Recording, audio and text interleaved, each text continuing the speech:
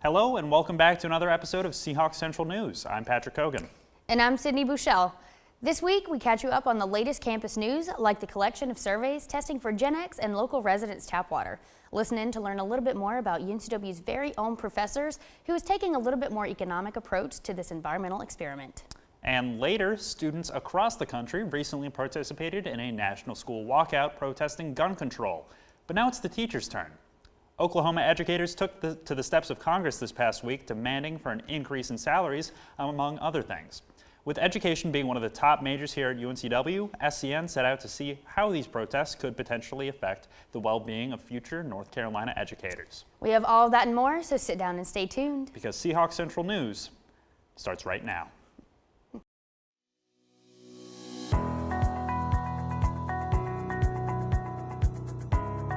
In campus news, surveys sent out about GenX a few months ago are being returned and the data collected. The survey regarding the GenX spill was sent to 4,000 random households in the New Hanover, Pender, and Brunswick County areas.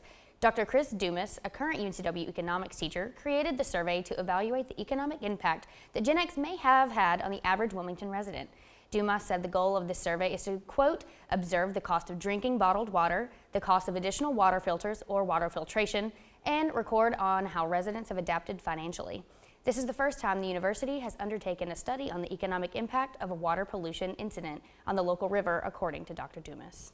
From campus news to national news, SCN reporter Mackenzie Rankin is here in studio to bring you up to date on all your need-to-know national news in this week's segment of The Current Wave.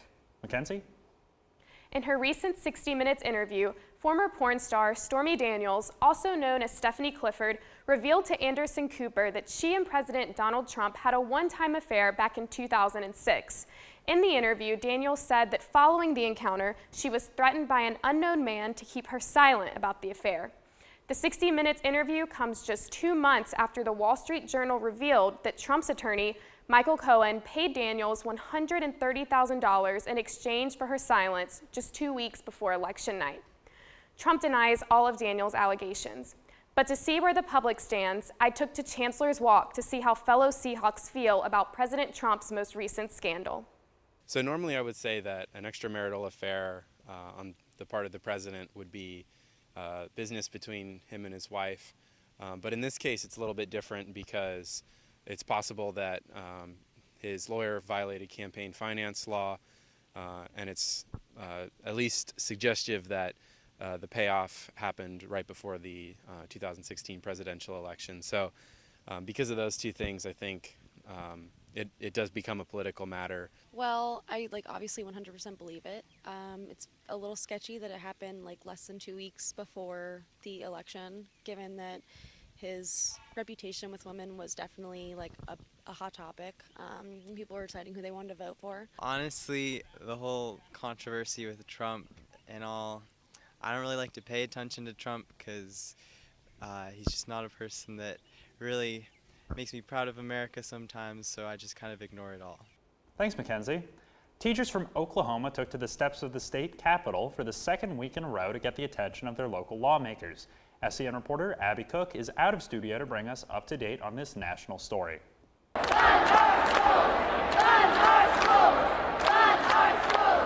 A chant heard across the nation. Teachers in Oklahoma are coming up on week 2 of their walkout. Recent cut to textbook and supply funds along with salary disputes has these educators in an outrage. Teachers swarmed the state capitol last week and are using their momentum to keep up the fight. The protesters say they would rather be educating, but something must be done, not only for them, but for the future of the students. Senate is still in deliberation on how to find the money to settle this issue. Thanks, Abby. The UNC Board of Governors recently approved a new master's program in film studies here at UNCW. This will be the only program of its kind in North Carolina. Similar to the undergrad program offered here, this master's program will require students to take both film production courses alongside critical studies courses. The program is scheduled to launch in the beginning of fall 2019. With graduation less than a month away, job hunting is probably on a lot of students' minds. SCN reporter Aria Janelle is in studio to share some knowledge about negotiating the perfect salary for your future career in this week's segment of Teal Talks Money. Aria? As the school year is coming to an end, many students are getting ready to soar from UNCW and take on life. Some of us will be getting summer jobs and others will be heading into our careers. But one big question we all have is, how much am I worth? When asking for a potential salary, here are 4 things to keep in mind. 1, experience. You have it. Whether it's internships, a part-time job, the classes you've been taking, just because you haven't had a job in that field doesn't mean you're not valuable.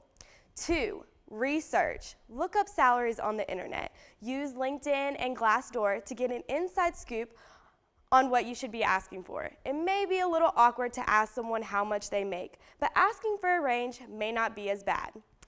Location. Depending on where you're going to be working, you may need to ask for a little bit more or a little less than you originally planned. The cost of living for an area is super important.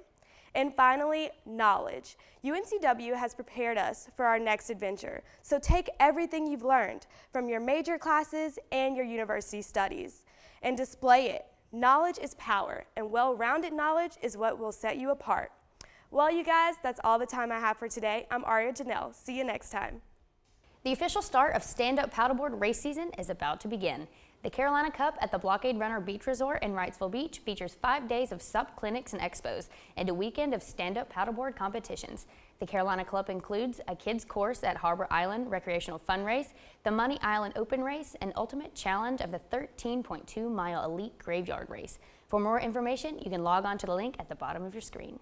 Well, that's it for us. Don't forget to follow, like, and subscribe to UNCW TealTV for all your need-to-know UNCW news. For Seahawks Central News, I'm Patrick Cogan. And I'm Sydney Bouchelle. We'll see you next week, Seahawks.